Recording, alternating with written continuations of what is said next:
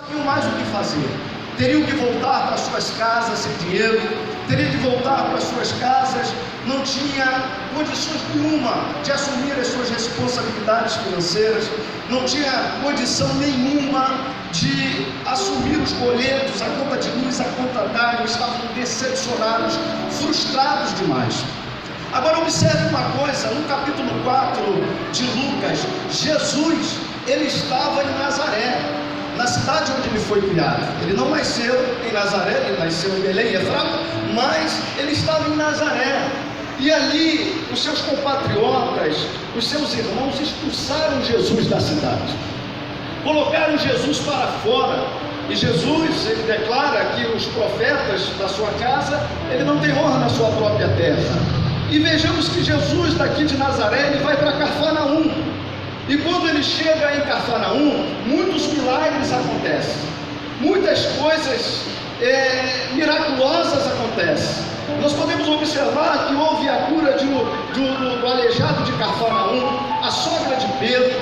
Jesus, ele expulsou demônios de muitas pessoas naquela cidade, e uma grande multidão começou a seguir a Jesus pelo caminho. Jesus sai de Cafarnaum e ele vai para Galiléia, que era próximo de Cafarnaum. E quando ele está na Galiléia, ele vai à margem do mar da Galiléia, que é o mesmo mar de Genezaré de Tiberíades. Quando Jesus chega à margem, ele vê os discípulos, os recém-discípulos, decepcionados, frustrados. Eles olharam para os discípulos, estavam abatidos, cabisbaixos. Agora, observe aqui que esses discípulos, eles não estavam com Jesus, eles foram pescar sem Jesus. Jesus não mandou eles irem pescar, Jesus não tinha falado para eles irem para o mar. Eles voltaram, eles foram novamente pescar, trabalhar dentro dos seus próprios pensamentos, da sua força, do seu conceito, das suas habilidades, das suas estratégias, e eles usaram de tudo para tentar ter êxito nessa pescaria. Agora observe uma coisa, eu já quero aplicar aqui nessa noite. Os discípulos tentaram por conta própria, sozinho nós não iremos conseguir pescar. Não tem pescaria que nós possamos ter bons resultados sem Jesus. Jeremias nos orienta, Jeremias capítulo 17, versículo 5: maldito é o homem que confia no homem e faz da carne o seu braço e aparta o seu coração do Senhor. Sabe o que Jeremias estava dizendo? Jeremias estava dizendo do homem que confia nele mesmo, que confia na sua própria força, que confia no seu entendimento, na sua intelectualidade, que não quer depender de Deus. Nós podemos observar que fala do próprio homem, quando Jeremias, no contexto desse capítulo 17, nós vamos observar que Jeremias fala do coração do homem que é enganoso, quem o conhecerá? Então está falando do coração do homem, onde procede as saídas da vida. Então não está falando maldito é o homem que confia no outro homem, mas maldito o homem que confia em si mesmo, que confia na sua força, que aguarda o seu coração no Senhor. Aí no 17:7 Jeremias diz assim: bendito é o homem que confia no Senhor e cuja esperança é o Senhor. Você pode aplaudir o nome do Senhor nessa noite? Sem Jesus não dá para pescar. Sem Jesus não dá para pescar. Sem Jesus não tem como. Vai dar ruim, irmãos. Vai batalhar a noite inteira, não vai pegar nada. Vai ficar frustrado, decepcionado. Imagine você indo trabalhar o dia inteiro. Imagine você num trabalho árduo. Imagine você dando toda a sua força, todo o seu conhecimento, tudo que você tem, você explora em si mesmo para ter êxito, mas no final da tarde você volta sem nada, com as mãos vazias, decepcionados e frustrados. Dentro desse texto eu consegui extrair algumas atitudes dos discípulos, consegui observar e arrancar, fazendo aqui o exegese desse texto, tirando de dentro para fora, acerca de lições preciosas para as nossas vidas. A primeira, observe o texto que diz que quando Jesus estava à margem junto com os discípulos, eles desceram do barco. Sabe o que é o barco? O barco é a minha e a sua vida. Descer do barco é o que o pastor ministrou aqui, é desistir. O barco, que é a nossa vida, é o instrumento que Deus irá nos levar ao porto desejado. O barco, que é a nossa vida, Deus tem propósitos em nós. Deixa eu te dizer uma coisa: o propósito que está sobre a sua vida não é seu, pertence ao Senhor. Então você não pode decidir, eu vou deixar os propósitos. Se você deixa os propósitos, você está desistindo, você está desobedecendo. Então tem uma palavra profética para a sua vida: não desça do barco, porque o barco vai te levar a uma grande vitória. Aleluia. Descer do barco é deixar a vontade de Deus. A vontade de Deus, ela dói às vezes. A vontade de Deus, ela frustra os nossos planos. A vontade de Deus, às vezes, ela vai na contramão da nossa vida. E eu entendo, querido, que talvez tenha pessoas que estão conosco aqui nessa noite, que talvez diga assim em teu coração, no seu pensamento, nesse momento que eu ministro essa palavra, e você pode estar dizendo: pastor, mas Deus disse que tinha promessas para a minha vida, mas até agora não se cumpriu. Mas pastor, Deus disse que o meu marido ia crescer na empresa, mas espera aí, pastor, o meu marido ficou desempregado. Disse que a minha mulher ia crescer na igreja, minha mulher saiu da igreja. Deixa eu te dizer uma coisa, querido: a vontade de Deus em nossas vidas, Deus no controle de nossas vidas, não quer dizer que nós não teremos as contradições da vida. As contradições virão. Os discípulos estavam pescando, os discípulos estavam trabalhando, mas houve uma contradição na vida dos discípulos. O que nós precisamos fazer é não sair do centro da vontade de Deus. Aleluia. Gemendo e chorando. Talvez algo que é um infortúnio para a sua vida, algo que está tentando impedir de você continuar, de você estar na vontade de Deus. Querido, segure só mais um pouquinho, não se desespere, porque no final Deus sempre tem o melhor para as nossas vidas. Quantos creem nisso, se expressem com as mãos no alto, adorando ao Senhor. Você vai ver como é que é a vontade de Deus. Nós, quando nós assumimos, tem as contradições da vida também. Deus chama Abraão e diz para Abraão, Gênesis capítulo 12: sai da tua terra, do meio da sua parentela, e vai para uma terra que eu vou mostrar. Deus não tinha mostrado a terra para Abraão. Deus o chamou, fez promessas a Abraão, mas Abraão teve as contradições da vida. Abraão teve um grande problema, sua esposa ser estéril. Abraão teve momentos de crises existenciais, onde ele entra dentro de uma tenda e diz para Deus: e agora o que eu vou fazer? Isolado dentro de uma tenda, porque Deus havia feito uma promessa e ele não estava vendo o filho. Abraão, por conta da sua mulher que era bonita, ele mente para o rei do Egito. Olha as contradições.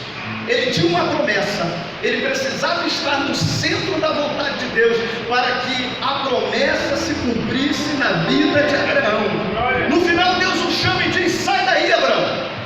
Tenda é lugar que limita a sua visão. Vem para fora. Deus faz um yatza nele, coloca as mãos no original, coloca as mãos nas costas de Abraão, traz para fora e diz: está vendo as estrelas dos céus? Assim será a sua descendência, se você não contar. Está vendo as areias? Assim será a sua descendência. Mas Abraão, ele ficou no centro da vontade de Deus. Fala para o teu irmão: não desça do barco.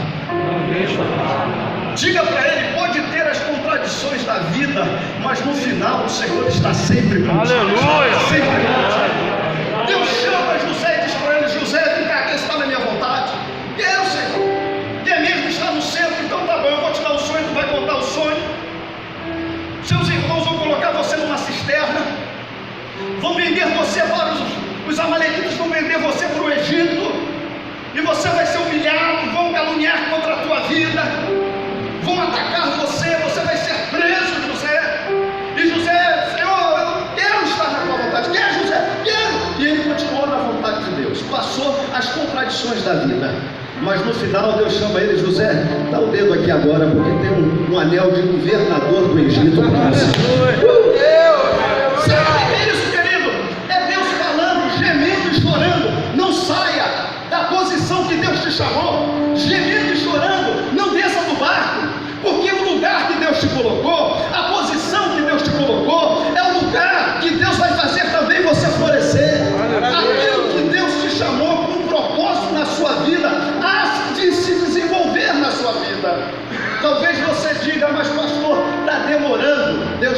certa. Se não chegou ainda, talvez você não está preparado para que se cumpra aquilo que você tanto almeja alcançar. Vira para esse irmão mais bonito que está do teu lado e diga para ele: não saia debaixo da nuvem. Moisés termina o templo, o tabernáculo, ele faz um lugar, um pátio santo, o santo dos santos. E no dia da inauguração, Moisés chama Arão e vai para o pátio, e ali ele começa a inaugurar aquele primeiro templo. E nós sabemos, querido, que veio uma nuvem, a saber, uma nuvem de glória, de maneira que eles não puderam permanecer lá no pátio. Eles saíram, foram para fora, e lá fora aquela nuvem permanecia, porque aquela nuvem seria a direção do povo no meio de um deserto. Então eu tenho uma palavra para você nesse primeiro tópico: não saia debaixo da nuvem. A nuvem anda, você anda. A nuvem para, você vai. A nuvem vai, você vai. A nuvem fica, você fica. Que nuvem é essa? Fica na dispensação do Espírito Santo. Não saia da posição que Deus te chamou. Olha para ele com cara de profeta agora. Olha para ele, que agora ele já está mais amaciado aí. Olha para ele. Diga para ele assim: meu filho, não desça do barco. Segundo, deixa eu correr aqui. Olha o que aconteceu. Depois que eles desceram do barco, a segunda atitude dos discípulos, eles começaram a lavar as redes. Começaram a lavar as redes.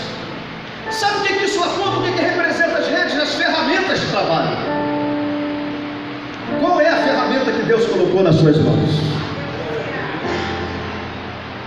Qual é o tipo de ferramenta que Deus colocou nas suas mãos para você trabalhar, para você desenvolver? Porque, querido, deixa eu te dizer uma coisa: a ferramenta guardada enferruja, não fica afiada. Ferramenta guardada, ela não vai ter eficácia para nada. A ferramenta, ela tem a sua utilidade para cada coisa. Então você não pode lavar as redes, você não pode guardar as ferramentas. Sabe por quê? Pergunte para mim: pastor, por quê? Por quê, pastor? Assim, fraco, assim, porra, mas você está com fome. Tem a cantina aí depois. Fala, pastor, por quê? Por quê? Eu vou dizer por quê, meu querido. Deixa eu te dizer. Porque Deus só multiplica aquilo que nós temos nas mãos. Aleluia. E o que Deus colocou nas suas mãos? Pastor, eu sou apenas um zelador. Peça a Deus para multiplicar o seu trabalho como zelador. Aleluia. Pastor, eu sou apenas um músico. Peça a Deus para fazer novos músicos. Pastor, eu sou apenas um líder da igreja e vivo mais no anonimato do que diante da plateia. Querido, peça a Deus para te usar, para fazer novos discípulos. Aleluia. Porque a ferramenta que está nas tuas mãos é que Deus vai multiplicar. Deus só multiplica aquilo que nós temos em nossas mãos. Agora pergunta para ele, pergunta. Diz para ele: o que você tem na mão? O que Deus te deu para desenvolver? Não teve gente que nem respondeu. Pergunta para ele: qual foi a ferramenta? Talvez está enterrada, está guardada a ferramenta. A ferramenta está enferrujada. Já viu aquele serrote que fica guardado, cheio de ferrugem? Já viu na caixa, lá na maleta de ferramenta, que as ferramentas toda enferrujada? Querido, Deus só vai multiplicar aquilo que nós temos nas mãos. O que você tem nas mãos pode ser uma unção de Deus, não mais derramado esporadicamente no Antigo Testamento para pessoas específicas, mas derramado hoje pelo poder do Espírito Santo. O Espírito Santo, ele já derramou sobre você uma unção. Agora deixa eu te dizer uma coisa: a unção, ela não é para ser guardada, a unção é para ser liberada. Elias, quando ele foi arrebatado naquele carro de fogo redemoinho, Eliseu estava com ele, pediu porção dobrada. Diz a Bíblia de que a capa de Elias caiu. A capa representa a unção. Elias, ele estava convicto de que no céu não precisa de unção, a unção precisa aqui na terra.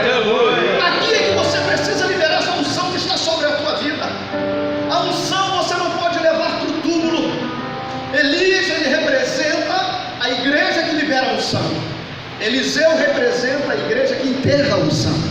Abra o teu coração e entenda: não é tempo de lavar as redes. Olha o louvor que eles cantaram aqui. Não é tempo de guardar, não é tempo de lavar, não é tempo de enterrar os talentos, os dons, as aptidões que Deus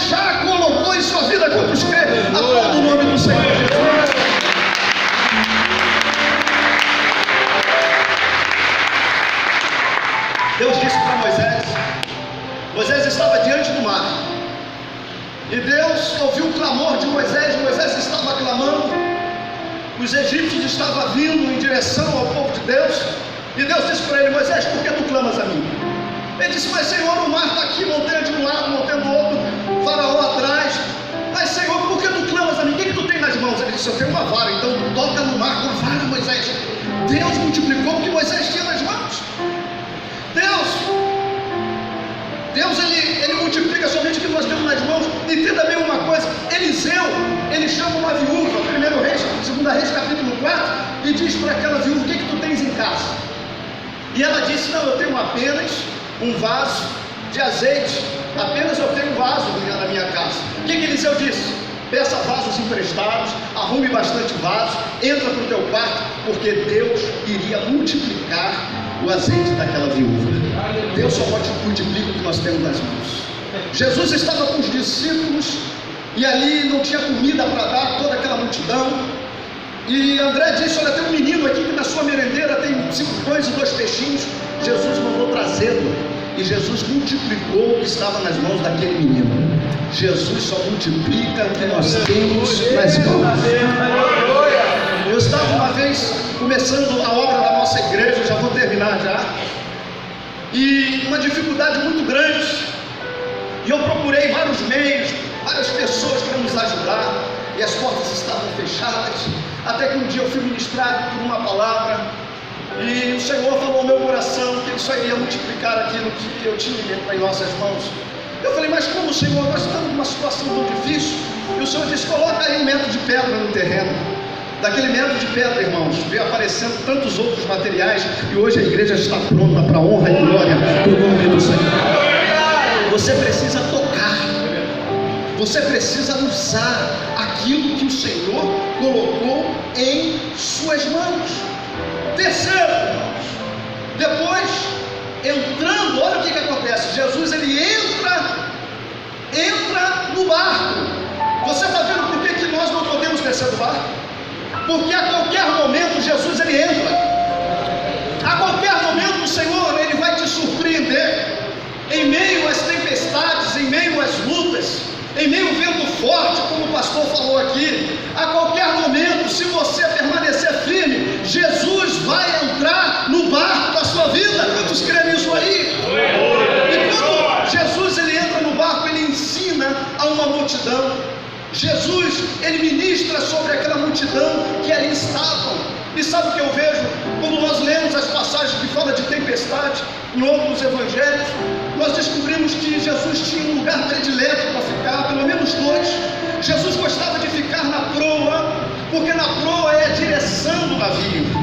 E quando Jesus está no barco da nossa vida, quando ele entra no barco, é porque Jesus tem a direção de tudo, ele tem o controle de tudo. Porque o nosso Deus é o Deus que fez o céu, a terra, tudo que nela há. O nosso Deus é o Deus dos anjos, Deus dos homens. O nosso Deus é o Deus que tem o domínio de todas as coisas. Então, se ele entra no teu barco, ele está na proa do teu barco, ele tem a direção certa para levar você. Outro lugar que Jesus gostava de ficar era no porão. Por que, pastor? Porão? E Jesus ainda estava dormindo. Lembra aquela grande tempestade que os discípulos começaram a remar de 6 até meia-noite, usaram todas as forças que eles tinham, fizeram de tudo, todas as estratégias para tentar vencer aquela tempestade, e quando foram procurar Jesus, Jesus estava roncando, irmão, dormindo. E acordaram Jesus, desesperado, disse: mestre, não vê que nós estamos padecendo? Não vê que nós estamos naufragando? E Jesus disse: homens de pouca fé. Jesus estava ensinando os discípulos naquele momento que em meio aos ventos, à tempestade, o que importa é que ele está no barco e nós temos que lançar sobre ele toda a nossa ansiedade, porque ele vai cuidar de nós. Vamos crer nisso aí. Lança para ele, entrega para ele. Jesus estava dormindo. Sabe o que é isso? Isso fala de descansar no Senhor. Eu sei que é difícil em meio às lutas, em meio aos problemas, as tribulações da vida, mas você precisa tomar essa lição para você, porque senão você pode trazer malefícios para a sua vida e até mesmo para a sua saúde. Quantas pessoas, por causa dessa ansiedade exacerbada, estão doentes? Nós nunca ouvimos falar tanto de depressão, ouvimos falar tanto de síndrome de pânico, nós nunca ouvimos falar de tantas doenças psicossomáticas. Sabe o que é isso? É que as pessoas querem tomar tudo para si, não entrega para Deus. Agora, querido, não é você entregar hoje aqui para Deus e amanhã você está aqui pedindo a Ele de novo, estando aqui como se você não entregasse nada para Ele. Você precisa lançar para Ele e acreditar que Jesus está no teu barco. Fala para o teu irmão: Jesus chegou no teu barco. Diga para ele: descanse. Chacoalha a mão dele assim, fala assim: ó, descanse. Descanse. Lance a tua ansiedade nas mãos do Senhor, porque Ele tem cuidado de vós. Nós que somos pastores, a gente tem que ter um equilíbrio muito grande acerca da ansiedade. Tempos atrás eu tive um piripaque. Eu não sei o que aconteceu comigo na sala da minha casa. Cheguei da igreja, estava com os meus 2 filhos, a minha esposa, e naquele período era um período tenso da igreja.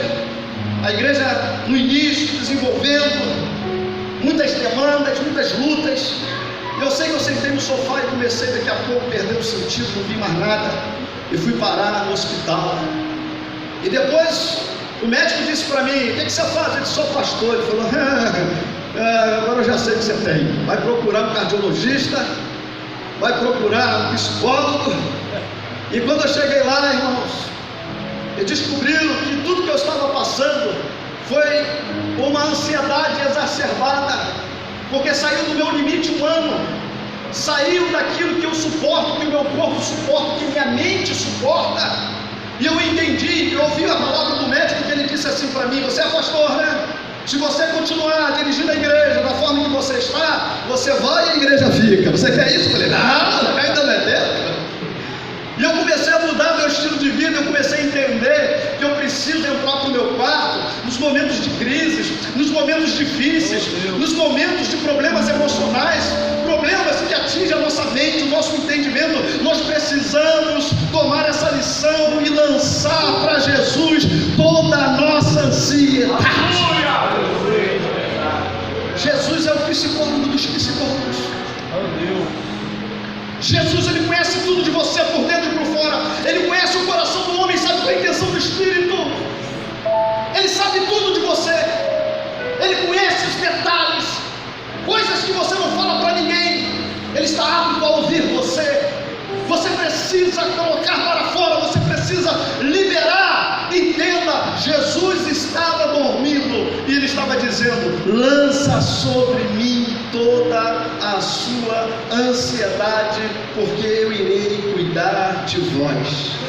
Quando Ele acabou de ministrar para a multidão, Ele diz para Pedro: Pedro, leva o barco agora para o alto mar. Sabe o que eu entendo com isso aqui? Hoje eu estava meditando agora à tarde, e eu cheguei a uma conclusão de que tem momentos que o Senhor, Ele fala conosco no coletivo, Ele fala conosco nos congressos, nas conferências, nos cultos, mas existe um momento que o Senhor quer que você tenha um profundo relacionamento com Ele. Existe um momento que o Senhor, Ele quer te levar a um lugar alto. Sabe por quê? No mar alto é desafio. Mar alto é para que você possa aprender com Ele, para que você possa o conhecer mais, ver mais o milagre de Jesus na sua vida, ver Jesus mais próximo de você. Por isso que primeiro Ele ministra as multidões. Ele entra no barco, fala às multidões, mas depois Ele diz para Pedro: Pedro, olha, leva para o mar alto, vamos para o alto mar.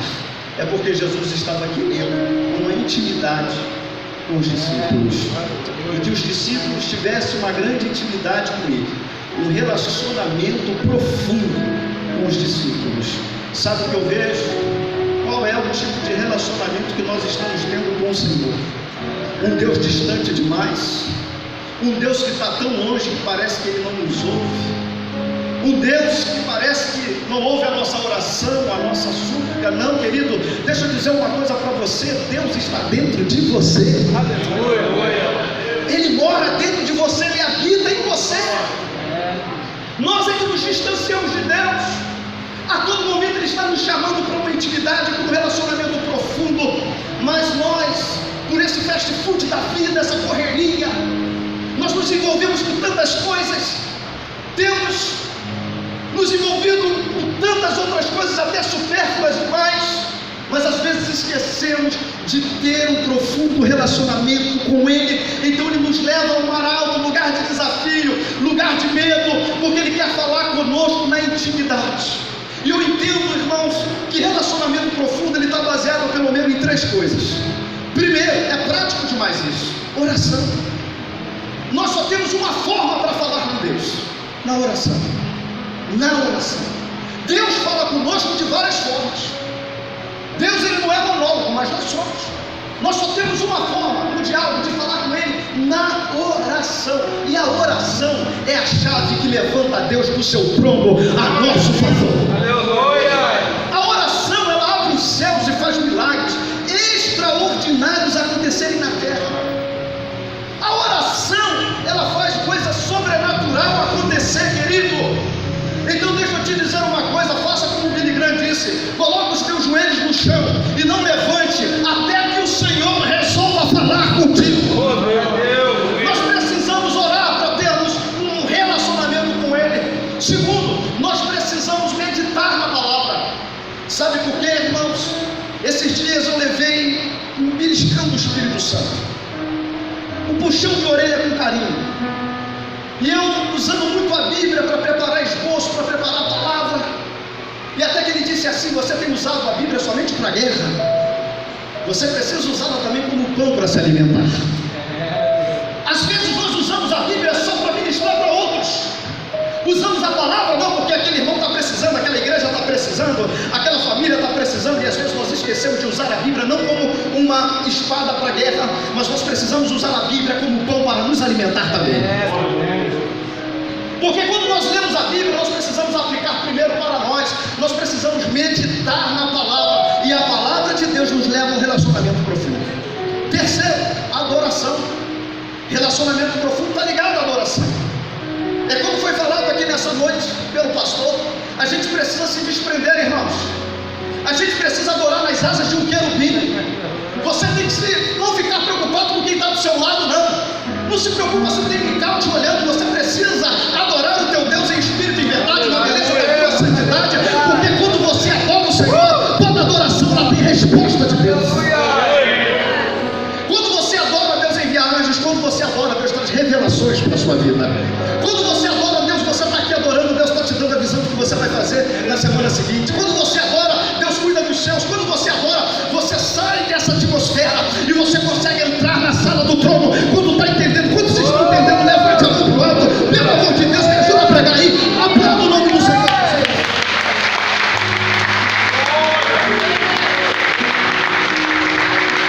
Terceiro, essa adoração nos leva ao relacionamento profundo. Eu lembro de Davi. Davi, ele foi consagrado a rei por 3 vezes. Primeiro em Belém e Efrata, na casa de seu pai. Depois ele foi consagrado em Hebrom. E depois em Jerusalém, na presença de todo o povo. Davi é consagrado, mas Davi ele não se assenta logo no trono. Davi ele leva pelo menos, irmãos, 15 anos. 15 anos. Dentre esses 15 anos que ele não tinha se assentado no trono, Davi se preocupou em adorar o Senhor. Se preocupou em buscar a arca que estava sumida, desaparecida por todo esse tempo. E ele disse: eu não vou me assentar no trono enquanto a arca não estiver aqui. E ele vai em busca da arca, ele reconquista a arca novamente para Jerusalém. E quando chegou no caminho, ele começa a bailar, a dançar, feliz, porque a presença de Deus estava ali, ele estava adorando. Davi, querido, ele não estava preocupado com o trono, Davi estava preocupado com o céu. Davi não estava preocupado com o reinado, Davi estava preocupado em ser um concidadão do céu. Relacionamento profundo.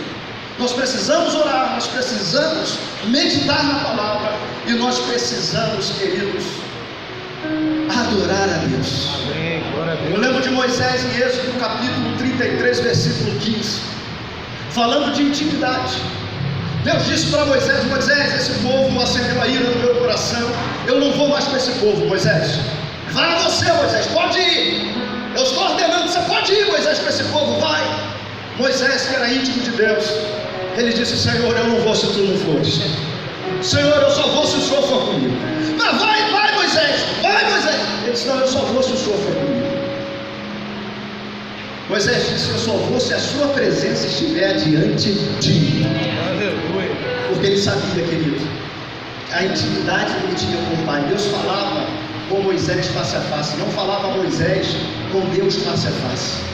Tem muita gente que diz, Moisés falava com Deus face a face. Não, Deus falava com Moisés, Moisés ouvia, Moisés sentia, e Moisés não queria perder essa intimidade. Em Êxodo capítulo 33, no versículo 18, ele diz para o Senhor, depois de ter visto tantos milagres, ele já estava ancião, e depois de Moisés ver tantos milagres no deserto, foi um dos homens da história bíblica que mais viu milagres acontecer. E sabe o que Moisés estava dizendo? No 33:18, Senhor, rogo-te que me mostre mais a tua glória. Sabe o que é isso? Relacionamento profundo com Deus.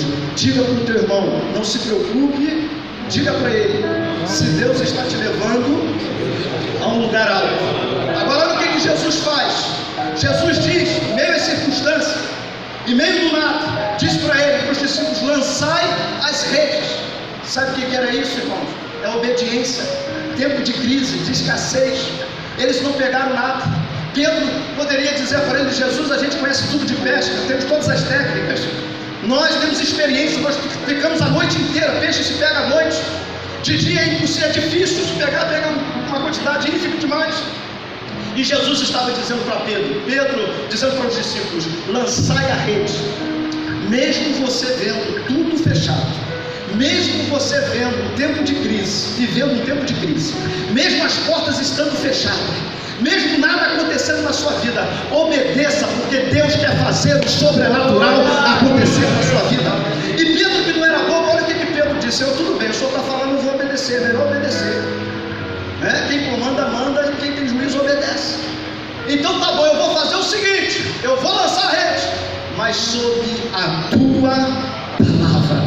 Sabe o que é isso, irmãos? A palavra traz governo, a palavra libera, rompe limites. Eu entendo que o próprio Jesus, ele diz em João capítulo 15, versículo 7, se as minhas palavras estiverem em vós, e vós estiveres em mim, pedireis tudo o que quiserdes, e vos será feito. A palavra, ela tem a maior ressonância de todos os lugares, de todos os tempos, de todo conhecimento, de todos os especialistas, de todas as técnicas da medicina, porque a palavra, ela penetra na divisão da alma, do espírito, entre juntas e medulas. A palavra, ela consegue entrar em lugares que o psicólogo não entra, que terapeuta não entra, ela entra na divisão da alma, do espírito, entre juntas e medulas. A palavra que sai da boca de Jesus, ela cura, como o servo do centurião de Cafarnaum, quando os anciãos foram até Jesus e disse, olha, os criados dele estão sofrendo, está moribundo, e naquele momento o Jesus ia até a casa do centurião, e os anciãos levaram a notícia, e o centurião disse, não, eu sou homem de autoridade, eu disse a ele, se ele vai, ele vai, se ele vem, basta uma palavra somente de Jesus e o meu servo sarará. Jesus, olha que interessante, estava com a multidão, João capítulo 6, estava com os discípulos, faltou pão, faltou alimento. Jesus pede aquele menino para vir, multiplica os pães e os peixes. Olha que interessante, Jesus não estava ali somente para alimentar a fome orgânica daquele povo, Jesus queria alimentar a fome espiritual, e ele começa também a ministrar sobre o povo. Foi saindo do menor ao maior, ficaram somente os discípulos, e Jesus perguntou para eles, e vocês não vão acompanhar essa multidão também não? Pedro, que era ousado, toma a frente e diz assim, Senhor, para onde iremos nós, se só em ti está a palavra de vida eterna? Tu és o Cristo, tu és o Deus que nós temos crido. Aplauda o nome do Senhor, fica de pé em nome de Jesus.